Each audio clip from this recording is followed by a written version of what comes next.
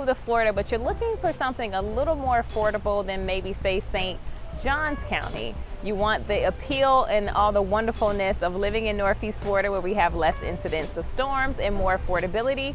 Well, I want you to consider Jacksonville. That's where I'm standing right now. This is actually the San Marcos Square. I'm going to try to turn the camera around because I always believe in showing you the actual location. So this is the San Marcos Square. It's a nice place to sit and read, surrounded by beautiful boutiques, restaurants. I'll tell you a little bit about the restaurants momentarily. I'm going to try to turn it all the way around, guys. It's probably not going to be the most panoramic, but at least you can get a full view of this area, okay? That's the San Marcos Theater. They have great galleries, great restaurants, just so much more. It's one of my favorite places, and they have some of the most gorgeous historic homes that you could even imagine that have been remodeled, and they're just gorgeous, okay? Let's jump into why Jacksonville. You probably have seen that it's been on a lot of people's radars as far as one of the most affordable places to live here in Florida, and particularly Northeast Florida. I don't know, many of you have reached out to me about St. Johns County, but some have said, you're just kind of looking for a little more square footage and to stay within a certain price. Well, Jacksonville should be something that maybe you should consider. So in this video, we're going to dive deep into some of the pros and cons of Jacksonville.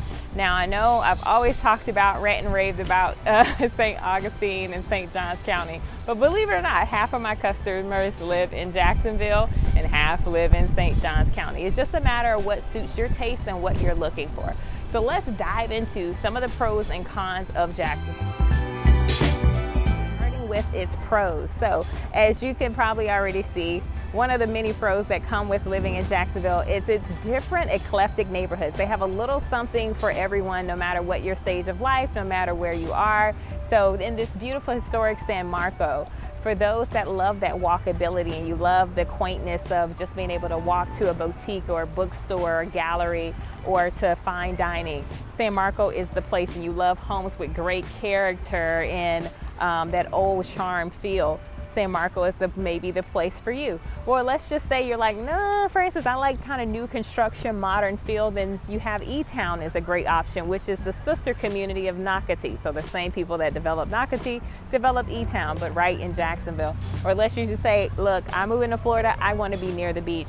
Well, they have great beach communities like Neptune Beach, where they have these really cool restaurants and places to eat with live music. So that's one of the many pros that come with Jacksonville. You have a range of different options.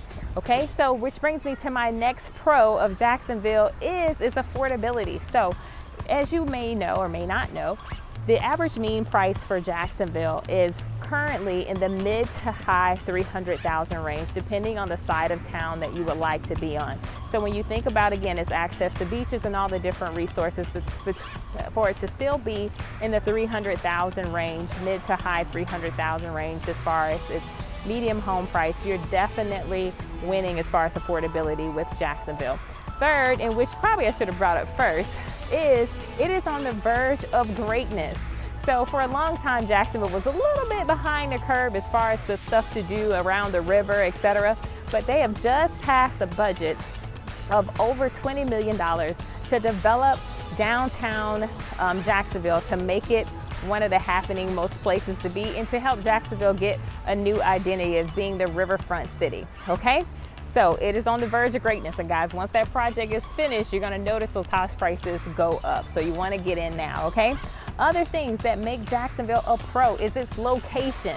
So you are less than 2.5 hours to Savannah. You're less than 2.5 hours to Orlando. You're less than an hour, well, less than 45 minutes to downtown St. Augustine. You're less than 45 minutes, depending on where you are in Jacksonville, to Amelia Island or Fleming Island or Fernandina. So you have access to a lot of different things. So on a weekend, if you want to splurge and just go somewhere and have a good time, you only have to drive an hour to 2 hours to have a different experience and a nice change of scenery, which I love, okay? Let's jump into some of the cons of living in. If you're enjoying this video so far, please be sure to push like and subscribe, and stay tuned for our cons.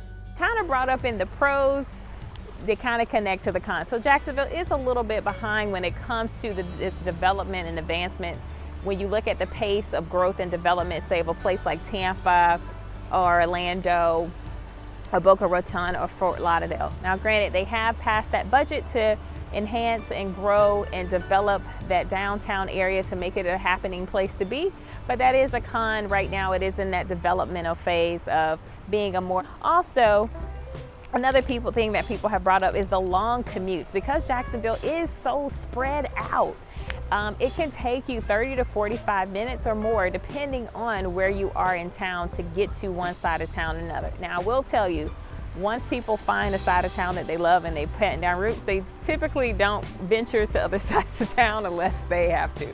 So people in San Marco, they pretty much have what they need here, and they probably only leave for the most part to go to the beach and hang out and come back. So for the most part, you won't have to make those commute often, but that 30 to 45 minutes to get to anywhere you need to go, people find sometimes annoying.